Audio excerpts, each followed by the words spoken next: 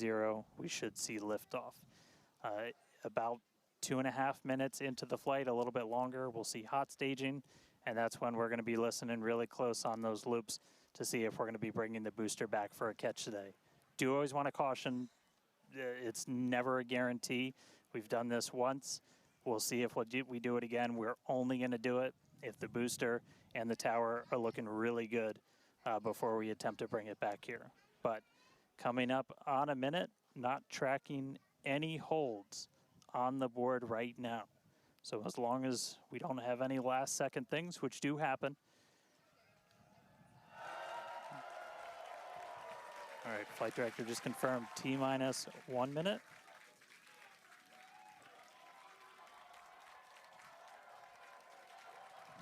Key moment to look at, and we flew right through that.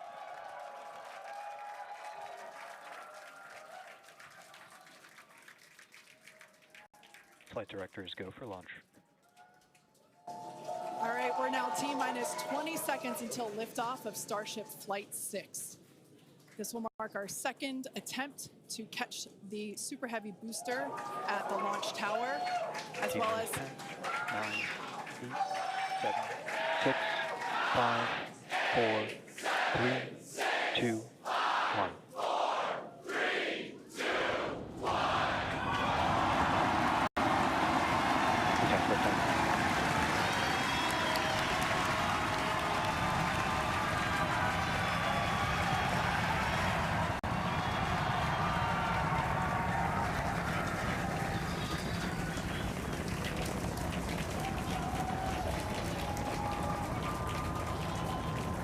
Vehicle is pitching downrange. Booster Raptor, chamber pressure nominal.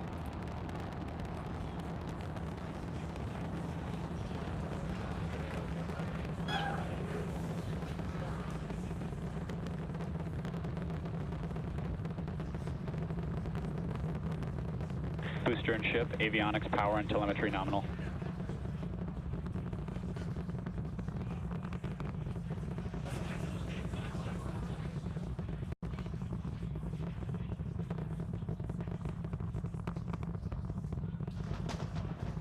All right, we're just a little over a minute into flight. Dynamic pressure. We're about 6 miles away, so all the sound's still hitting us here. Hearing good call-outs that power telemetry nominal, that's flying straight and true. We do see all 33 Raptor engines lit up on telemetry screens. At this point, we've passed through that point of maximum aerodynamic pressure, that max Q. Now, coming up in just a little over a minute from now is going to be hot staging. So we're going to see the 6 engines on the ship ignite while still attached to the booster. Just before that, we'll see all but 3 center engines on the booster shut down. In what we call MECO, it's most engines cut off instead of main engine. And so while we continue to watch it go up, a lot of our flight controllers looking at all the systems around the tower. Again, we have to send a manual command. Just about 30 seconds away from hot staging.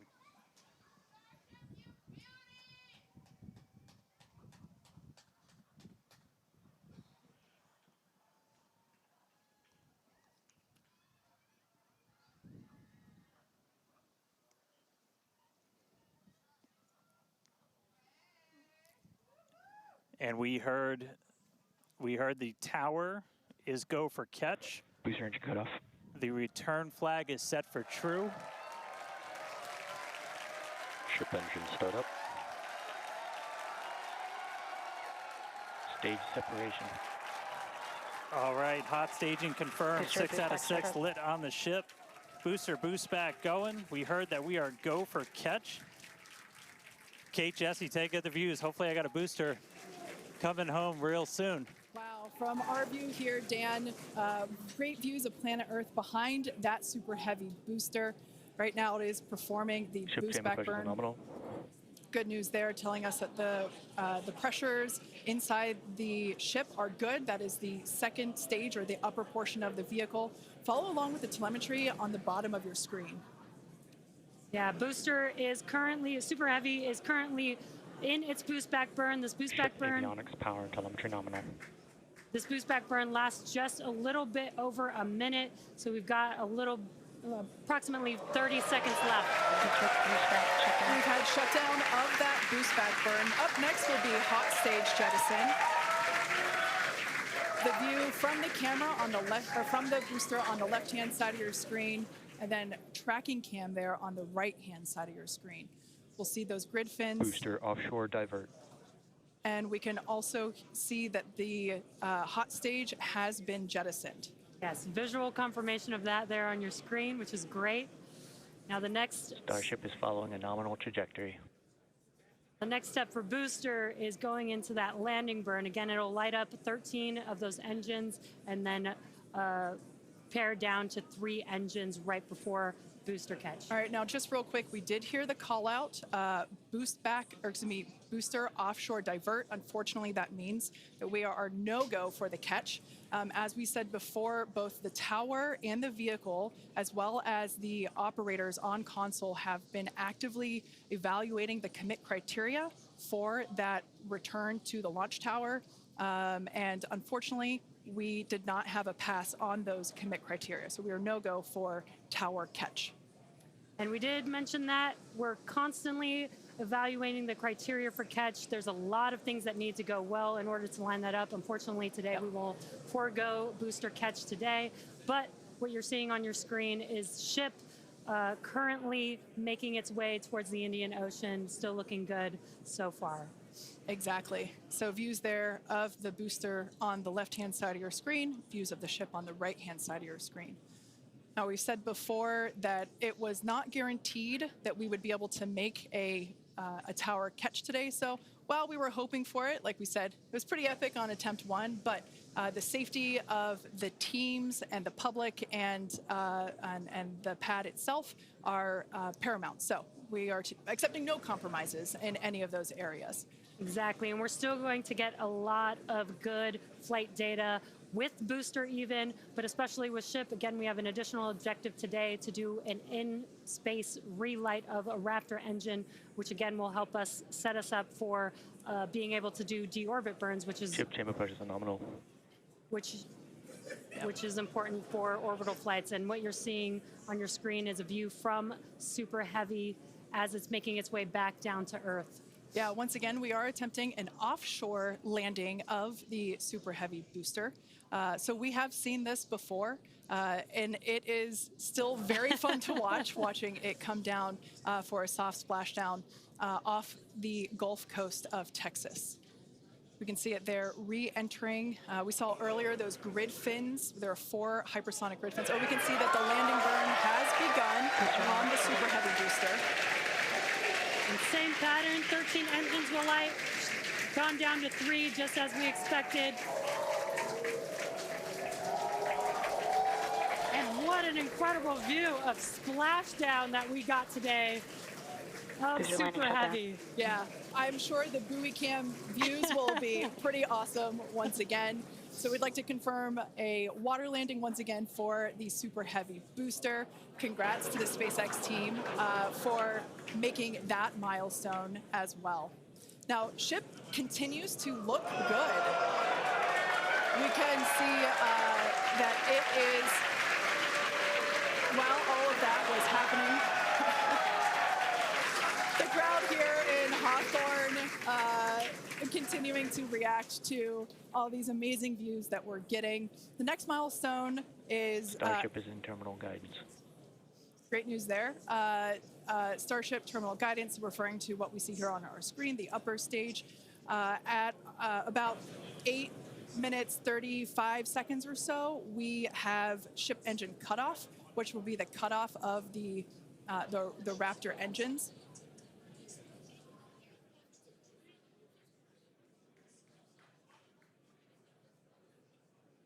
We can see on our screen ship giving us some incredible views brought to us by Starlink. This view is also very interesting because we can see basically the receding tile line that we referred to earlier, where we mentioned we have removed a number of heat shield tiles in order to test out and push the envelope on the ship and demonstrate what its capabilities are. Ship engine cutoff. And there we just heard call out for SECO, ship engine cutoff. Great news there. Everything continuing to look awesome for ship. Full view looking aft on ship here. Ship, FTS is saved. Nominal orbit insertion. There's that call out we were waiting for. Confirmation of good orbital insertion for ship today. It has been a very exciting afternoon so far. We'd like to send it back over to Dan, who can give us that live view experience. Dan, once again, are you okay after witnessing another Starship launch? Yeah, totally fine. You guys have to be jealous. This is the only way to do this. This is fantastic. No, it was really cool to see it lift off 33 out of 33. Didn't go for the booster catch today. Initially, we were good, and then we tripped a commit criteria and did the offshore divert. So we went and did that water landing, as everybody saw. We'll dig into it a little bit more, but again, we've done it once, we've now done it twice. We're going to keep trying to do it, as this is just a core capability of Starship and what's going to make it so incredible.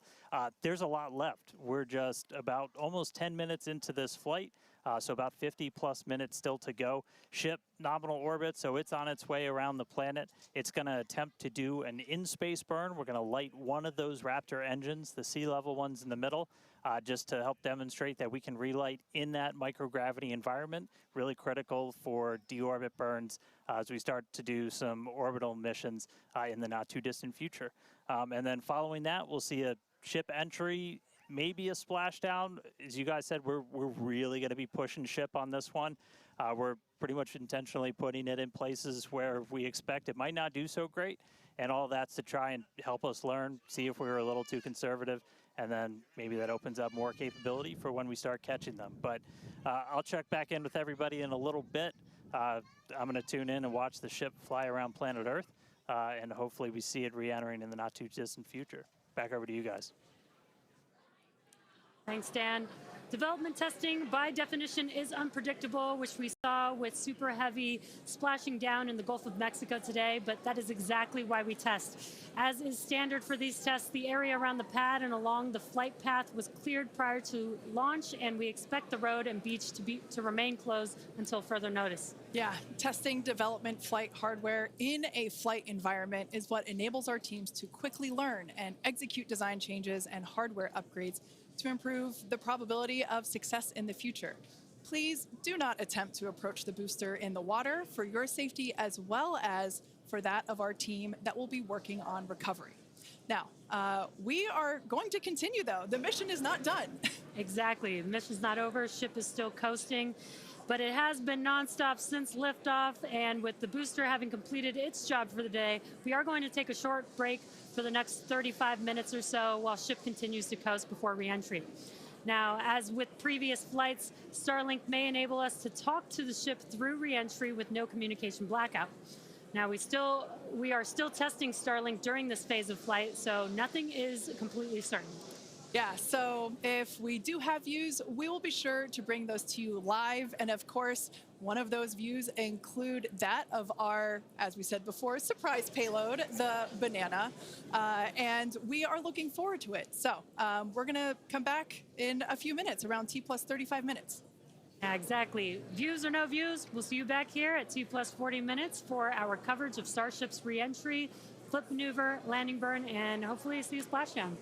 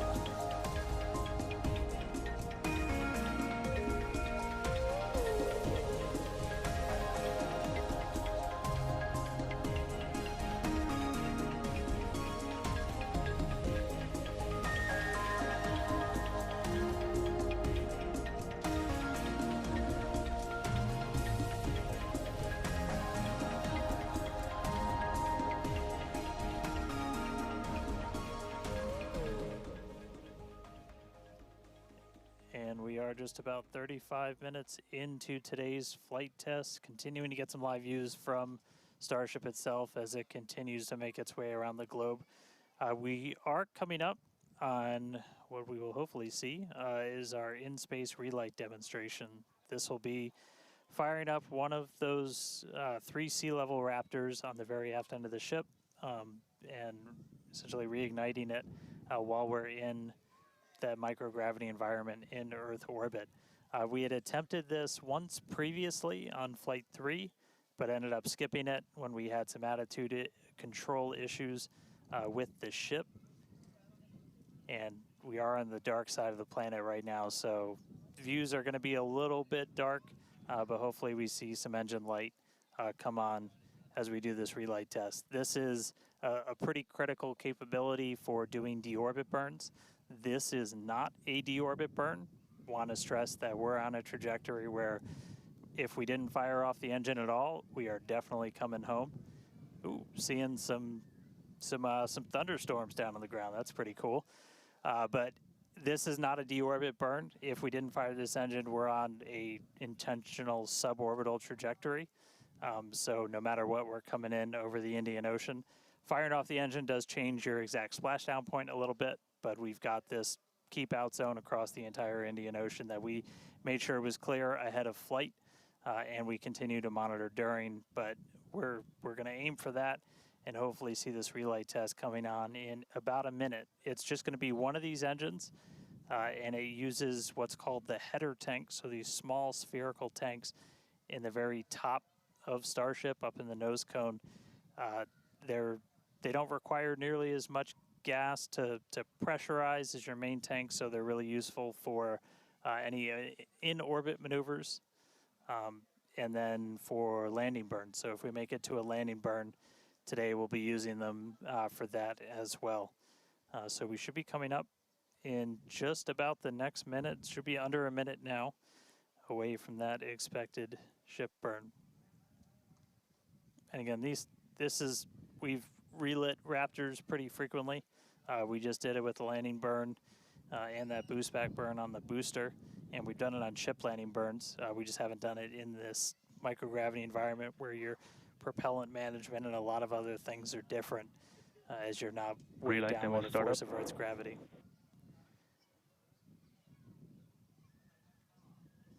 And just heard the call out for startup. There's some light. There's that Raptor relit. And shut down. All right, there you have it. The first time ever lighting a Raptor while in outer space, other than our ascent burn. So really cool to see that relit. That's a pretty critical capability that we're going to need when we're doing orbital missions in the not too distant future. So check another one off. That was a really cool. That was an objective we really wanted to hit on this one, and so good to see ship knock that one out in orbit. But for now, we're going to coast for just a little bit longer, and then it'll be time for ship entry. So we'll get the usual light show as we return from hypersonic velocities. We're just starting to do the entry prep for that, so we're going to get the flaps positioned, and then it's going to start taking the brunt of all of that heat as you're coming in from well in excess of 10,000 miles an hour. That's all going to build up a lot of heat as you're encountering increasing atmosphere, building up that friction. And we're going to see how the tiles fare. We've also got some pretty cool tile experiments that we'll talk about in a little bit. But coming up real soon, ship re-entry, successful relight, and we'll start this entry part soon.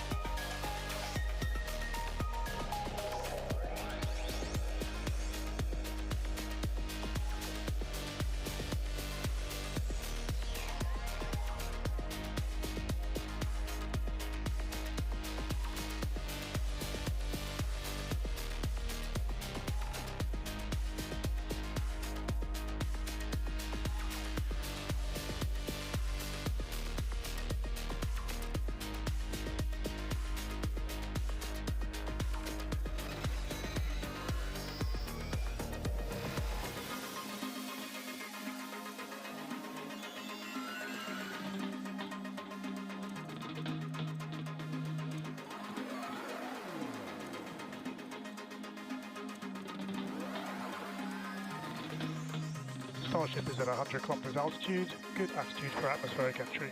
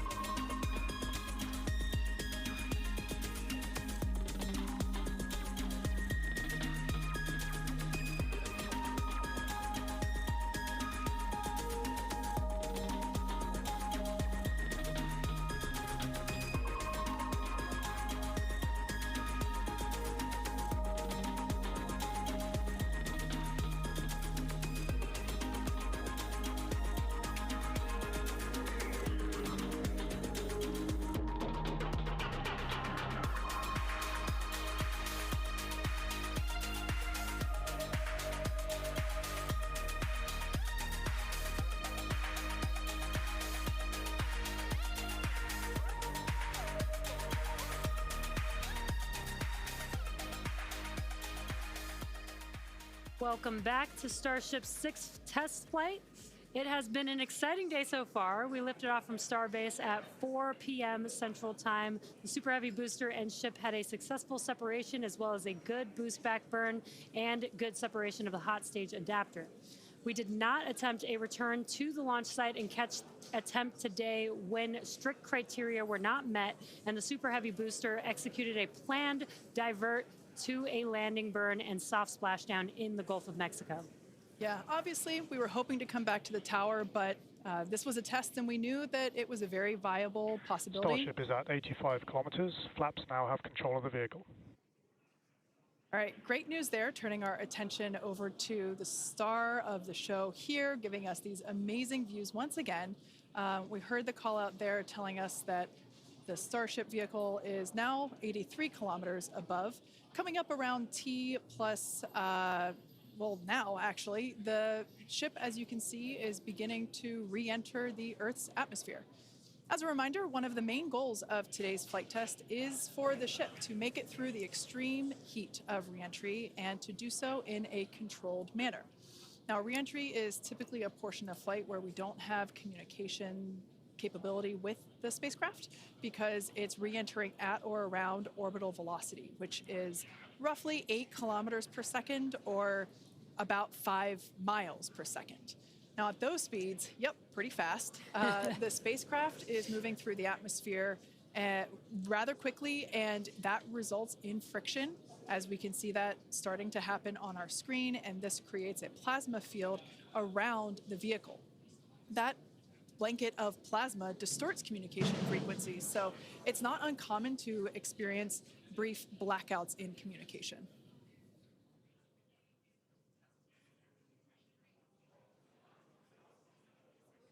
Starship is approaching the peak heating phase of entry.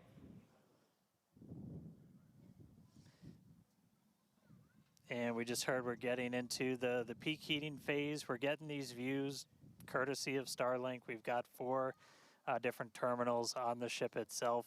It's what's really allowed us to get real-time data during what's otherwise been just a a mystery box essentially for spacecraft design, where when you're re-entering through the atmosphere, at least getting anything in real time hasn't ever been possible before. But we're able to not just get these views, but real-time telemetry from the ship as it's coming through. Do really want to stress that we are really pushing the ship today. The heat shield is not in the same configuration as it was last flight, where we had a team of ship techs do just an otherworldly task, replacing the entire heat shield, thousands of tiles, installing a backup ablative, and that pretty much set us up to do a pinpoint landing on Flight 5. We did not do that with this one. We have some backup in those really sensitive areas around the flap, but this is an older generation heat shield. And knowing we weren't going to do that, we even went and removed some extra tiles. There are some missing tiles on the nose cone where we're testing some backups. There are some steel covered tiles in a couple of different spots. And there's also a whole lot more steel of the ship showing. As you guys talked about, we gave it a little bit of a haircut, a couple hundred tiles trimmed off the sides, and that's where we might have catch fittings in the future. But ooh, color's starting to come in. So it looks like things are going to start heating up, Kate and Jesse. Yeah, fun fact, Dan, we actually removed 2,100 heat shield tiles from Starship in order to basically present that necessary receding line, which you kind of can see there in your view. Think back to previous flights, the heat shield line came up further on the vehicle, and just like Dan said, we want to test the vehicle beyond what we think it is capable of carrying based on our simulations and calculations. So once again, to just be super plain, don't be surprised if we see some wackadoodle stuff happen here. We won't be. There are a number of things that we are testing out intentionally to see what the ship can take. Yeah, exactly. And knowing what those limits are will really help us design the vehicle of the future. Essentially, removing those tiles helps us remove a lot of weight from the vehicle, a lot of things that might potentially need refurbishment in the future. And the goal is to come up with a heat shield pattern or design that we don't have to refurbish. We can just continue to use it over and over again. And that's why we're changing some of those tiles and moving stuff around, removing a lot of those tiles, as Kate has been mentioning. Exactly. And, you know, looking forward to the Starship capability of the future, we want to be able to catch Starship like we do with boosters. And so the next flight, we want to better understand where we can install catch hardware, not necessarily to actually do the catch, but to see how that hardware holds up in those spots. And today's flight will help inform, you know, does the stainless steel hold up like we think it may based on experiments that we conducted on Flight 5? Now, continuing to look, amazing views. Yeah, Dan, go ahead. Oh, I was just going to say, like, there's so much on this flight that we're doing to try and, you know, make all the ships that we're about to start flying even better, just really understand what their capabilities are going to be. We've got kind of the next gen ship lined up for Flight 7. It's got all of those heat shield upgrades and everything. And one of the things that we're going to be doing that's most interesting, and one of the reasons we wanted daylight, is we're going to be flying pretty aggressively as ship comes in. We're going to be kind of nose down, and we've done it in wind tunnels, we've done it in simulations. You might see the flaps really flapping around trying to control the vehicle. We're betting we might have a little bit more capability than we think in just the analysis, but always a chance that bet doesn't pay off. But that just helps us know, like, what are our Starship limits. is now halfway through the peak heating phase of entry. Sweet. Halfway there. Halfway home, guys. Yeah, and if you guys, again, can follow along with the altitude and the speed of ship as it's making its way back down to Earth, bottom right-hand corner of your screen, speed is still going really, really fast. Again, as it gets closer to Earth, we'll see that altitude drop a little bit faster. It's kind of dropping pretty slow right now. And again, as we get closer and closer to literally the surface of the water, then we'll start to see that speed pick up. And if we can make it through this re-entry, we will attempt to do that flip maneuver once again and splash down in the ocean. Exactly. Like we've been saying, we are testing beyond the perceived limits of the vehicle. We want to go learn more about the ship, and this is a great opportunity to do that. So really pushing the flight hardware in a flight environment to help inform these future designs. As we've mentioned, it has a different heat shield. This heat shield is not the same generation as what we flew last time. This one is one generation older. So we are also testing out new secondary thermal protection materials. So basically, like if the heat shield isn't in this one spot, can this other material protect the metal is the thinking there. Also, checking of the ship's structural strength in those areas where we're looking to add that ship catch hardware just to see if it survives entry. So yeah, as we've been saying, we've done a lot of calculations and simulations. This view right here is super cool. This is looking out from the aft engine bay, basically at the bottom of Starship. Then on the center left-hand panel, if you will, we have one of the forward Starship flaps, so one of the flaps located at the top of the vehicle. Underneath that is one of the aft end flaps, like the one that we see in the main picture there on the right-hand side of your screen.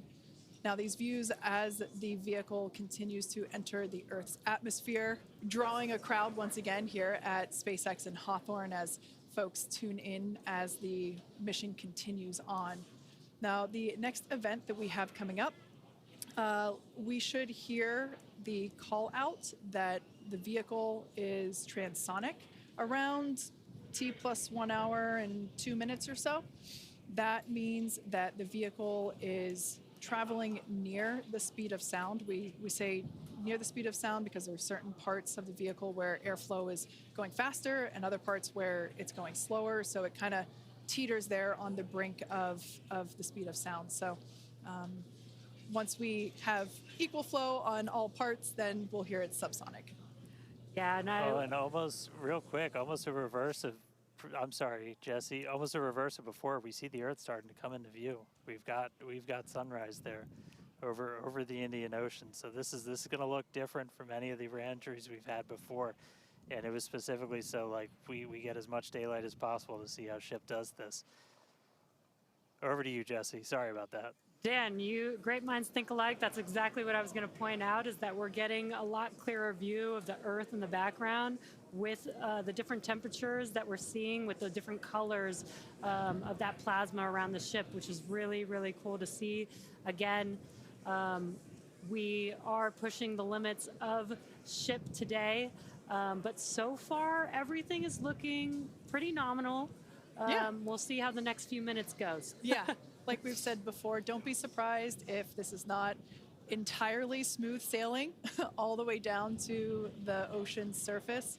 Similar to Flight 5, we are targeting the same splashdown location in the Indian Ocean, but we are not expecting to recover the vehicle.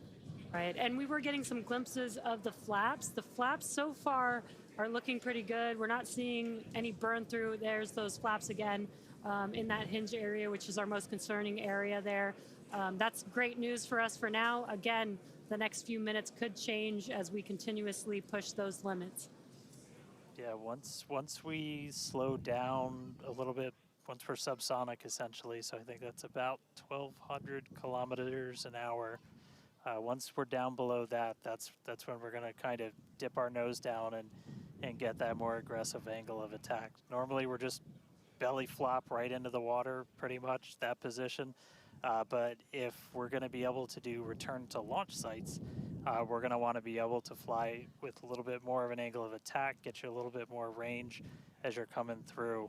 And so this'll be just a test to see quite how far can we push it. And obviously we're going to do these kind of tests way out here in super remote areas before you ever try to bring a ship back to a place like Starbase. Starship remains on a good entry trajectory. External temperatures are coming down. All right, great news there. That tells us that we are through the phase of peak heating. So we are expecting these temperatures to continue to come down. Once again, we are targeting a soft splashdown in the Indian Ocean off the northwest coast of Australia. We can see these beautiful views of planet Earth coming in. Yeah, this is very different, where we had nighttime views of the ship as it was re-entering, and now we've got daylight. It is about an hour or so after sunrise there in the Indian Ocean, so pretty cool to see this. Yeah, and it might not seem like it makes a huge difference, but we do get a little bit more light on ship as well for the camera views that we have, which is very beneficial for us to visually see anything and try and correlate that to any of the sensors or data that we have on the vehicle. Exactly. That is why we shifted our launch window, so that we could have that daylight in order to improve our observations of the vehicle. So not only are we getting all the raw data from all the sensors that are on board Starship, but we also have multiple cameras and assets out there that are watching the vehicle and will also be able to tell us with this visual story that is also very, very important.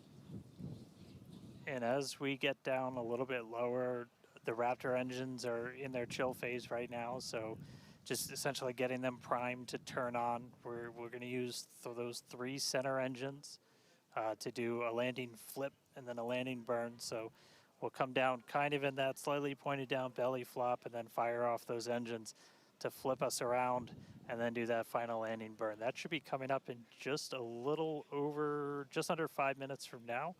And then hopefully we start hearing some call outs on transonic and subsonic as we slow down. Again, once you hear Starship as subsonic, keep a close eye on the flaps. They're going to be working overtime essentially to maintain control of the ship as we get a little more aggressive with this.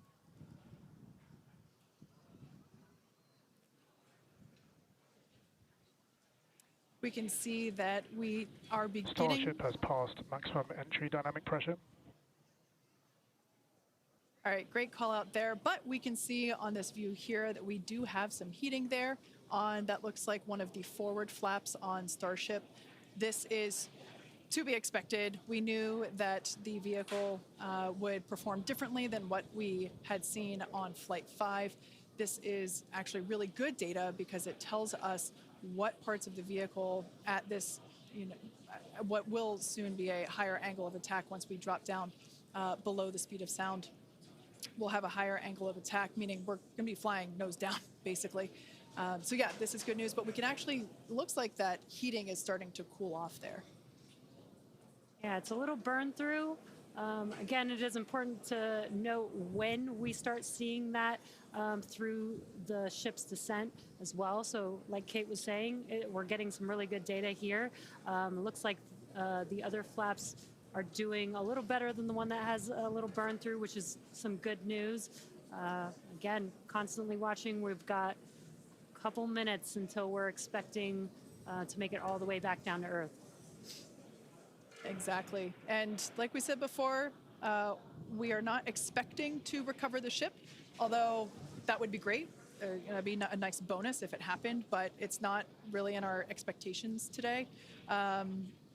We really want to push the hardware, as we've been saying, but really the telemetry and the data and the video that we receive all the way to the end is truly what we're looking for and will help inform the future designs of this vehicle. We can see some flap movement as the camera is moving around. That's what you're seeing there is the flaps adjusting. We have a camera on one of the flaps there this is the view that you're seeing there. And you can also see the graphic in the bottom. Starship is slowing down past Mach 1. And call outs aligning with this. You can see the orientation of the vehicle starting to change. You can follow that graphic at the bottom of your screen. Again, that is why those flaps are changing. They control the orientation of the vehicle. Yeah, there are 4. This is, Go ahead, Dan. Starship has started the subsonic belly flop, remains on a good trajectory. I was going to say this is when things will start to get a little interesting. So this is when we're moving slower than the speed of sound. You can see that nose slowly start to tip down, and we're going to try and maintain flap control the whole way. But we are just a couple minutes away from hopefully doing a landing flip landing, flip, and landing burn if the flaps can hold together. Yeah, this is such a cool view. This reminds me of when we first performed the belly flop maneuver on the high altitude test with serial number 8. We saw the ship come back through, and I always wondered what it looked like from the ship's perspective, and this perspective, I think, helps inform that. We will be, as Dan said, we will be dipping down a little further and really be flying nose first. This higher angle of attack, you know, we're intentionally doing it to stress those aft flaps, and that will help inform the limits of flap control in order to collect data for future landing profiles.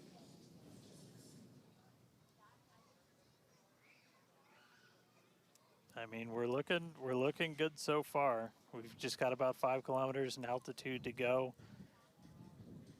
We'll ignite the engines when we're still just a couple hundred meters over the ground, do that flip. Starship is and passing landing through burn. 5 kilometers altitude, remains on a good trajectory.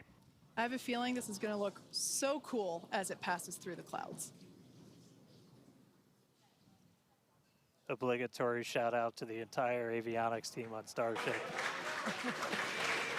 And there's that nose down orientation.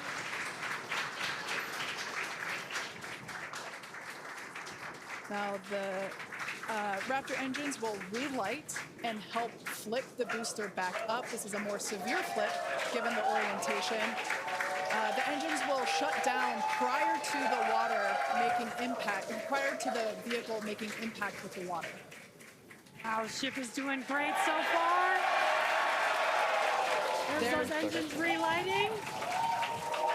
What a great reorientation by Starship. Wow. All 3 down to 2 into the water. Starship is landed. Wow. And we have ship splashed down in the Indian Ocean. Some awesome buoy cam action here. Daylight our buoy. views. Incredible. We really pushed the limits on ship and it made it all the way back down to Earth. I am shocked, to be honest. I think many folks are. The fact that it survived all the way through while flying a lesser gen heat shield is just absolutely incredible. And turns out the vehicle had more capability than our calculations predicted. And that is why we test like we fly. Exactly why we do that. And those views were absolutely incredible to watch. Because of Starlink, we were able to get the views all the way down, as well as the buoys, seeing ship touch down in daylight. So cool, so cool. Now we want to, unfortunately, wrap up the show. Yeah, exactly. We'll say congratulations to our teammates at SpaceX and to everyone who supported the Starship program. And thank you to all of our future customers for your support. We'd also like to thank the people of Cameron County, Texas, as well as the Coast Guard, the Federal Aviation Administration, the Government of Mexico, and the Australian Space Agency. Now, be sure to